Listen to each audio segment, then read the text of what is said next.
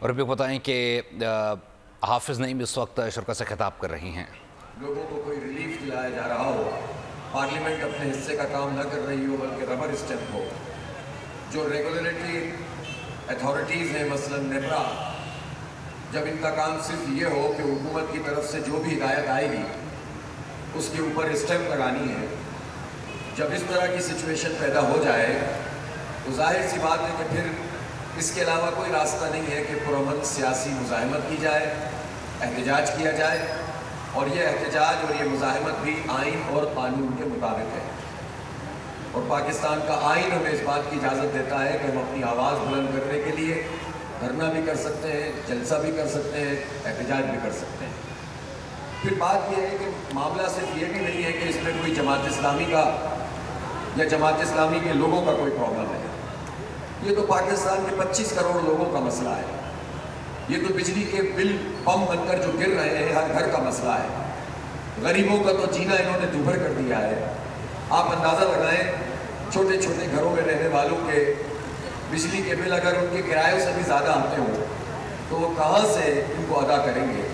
بچوں کی تعلیم اگر دلانا چاہتے ہیں تو کیسے دلائیں گے؟ کوئی بیمار ہو جائے تو اس کا علاج کیسے کروائیں گے؟ انہوں نے منیمم ویج 37,000 روپے رکھی ہے. شہباز شریف صاحب کا بھی قوم کو بتائیں تو صحیح، ایک سب سے غریب آدمی جس کے پاس چھوٹا سا کوئی مکان ہو جس میں بمشکل وہ رہ پاتا ہو، اس کا ایک بجٹ بنا کے انہوں دکھا دیں کہ وہ 37,000 میں کیسے گزارا کرے گا. وہ کیسے بجلی کی قیمت ادا کرے، کیسے گیس کی قیمت ادا کرے.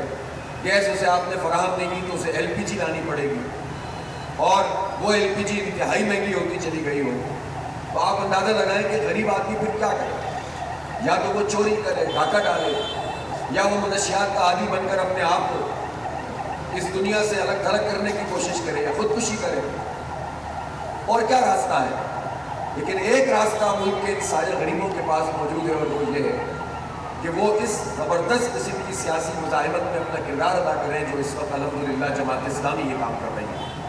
یہ اللہ کی طرف سے سعادت بھی ہے، ہمارے لیے توفیق بھی ہے کہ ہمارے ورکرز یہ قربانیاں دے رہے ہیں، یہ ایثار کر رہے ہیں، یہ اپنی اپنی جگہوں کو، اپنے تمام ضروریات کو چھوڑ کر یہاں پر بیٹھے ہوئے ہیں اور عوام کے حق کی بات کر رہے ہیں. تو میں پاکستان کے عوام، پاکستان کے غریبوں سے، مزدوروں سے، کسانوں سے جن کا حق مارا جا رہا ہے، طلباء سے جن پر تعلیم کے دروازے عملاً بند کیے جا رہے ہیں، صرف چند لوگوں کے لیے تعلیم کھلی ہوئی ہے، میں وکلاء سے جو ہمیشہ بڑی بڑی تحریکوں کا حصہ بنتے ہیں اور ڈٹ کر بات کرتے ہیں، میں علماء کرام سے جن کی یہ دینی ذمہ داری ہے کہ وہ دنیا میں ہونے والے ان مظالم کے خلاف دین کی بنیاد پر لوگوں کو اس پر قائل کرے کہ یہ ان کا فریضہ ہے، دینی فریضہ ہے کہ وہ نکل کر مزاحمت کریں.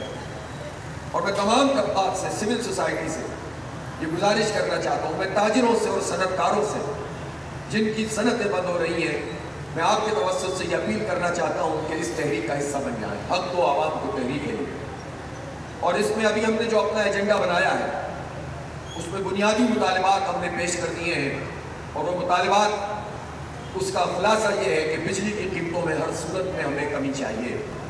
یہ ظالمانہ ٹیکسوں کا نظام ان بلوں سے ہٹایا جائے. تنخواہ دار لوگوں کا یہ سلیب جو انہوں نے نافذ کیا ہے یہ ظلم ہے. آپ کو پتہ ہونا چاہیے کہ پاکستان میں جو تنخواہ دار طبقے کا ٹیکس ہے وہ بھارت کے مقابلے میں، اگر ہم کرنسی کو اس کو ڈالر کی بنیاد پر بھی دیکھیں تو بھارت کے مقابلے میں 9.4 گنا زیادہ ٹیکس تنخواہ دار طبقے سے پاکستان کی گورنمنٹ وصول کر رہی ہے بھارت کے مقابلے. اب باقی چیزوں میں ان سے بات کرتے ہیں لیکن یہاں نہیں دیکھتے کہ وہ کتنا ریلیف دیتے ہیں.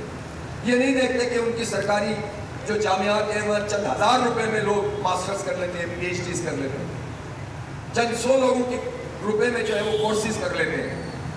تو آپ یہ بتائیے کہ یہاں جو تعلیم کا کاروبار ہے، یہاں جو تنخواہ دار کے اوپر ٹیکس ہے، یہاں جو لینڈ ریفارمز نہیں ہوئی ہیں، قبضوں کی زمینیں چلی آ رہی ہیں، اور اس کے نتیجے میں ہماری زراعت بھی آگے نہیں بڑھ پاتی اور کسان بھی ڈیولپ نہیں ہو پاتا. ایک قرضے کا پورا جکڑا ہوا نظام ہے جو اس زراعت کے شعبے میں چند لوگوں کی وجہ سے موجود ہے.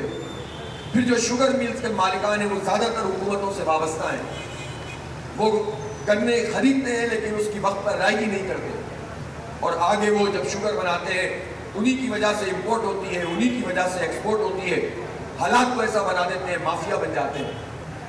ये बहसियत मजबूरी ये सूरत हाल है।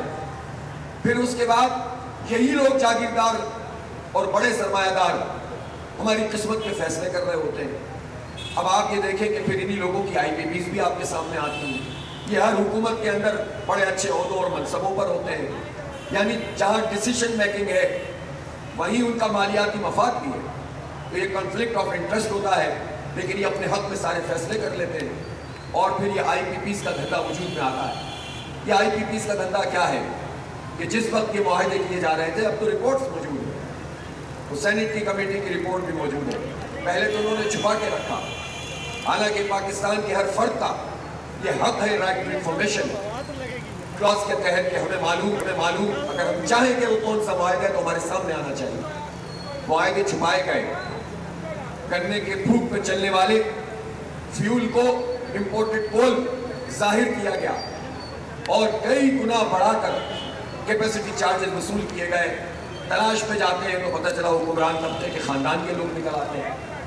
इसी तरह से नाजायज तरीके से ओवररेटेड करके अपने प्लांट को ज्यादा कैपेसिटी का शो करके कम कैपेसिटी की इंस्टॉलेशन की और कैपेसिटी चार्जेस ज्यादा पैसों के वसूल कर रहे हैं, ज्यादा कैपेसिटी के वसूल कर रहे हैं। दिफाई बजट से ज्यादा वो बजट हो गया जो इस पर मुश्तमिल था, जो हम वो पैसे अदा कर रहे हैं जिसकी बिजली हम खर्च नहीं कर रहे हैं या जो बन नहीं रही है। तो अंदाजा लगाएं कि मईशत कैसे सही होगी। फिर हुकूमत ये कहे कि हमारे पास ऑप्शन कोई नहीं है।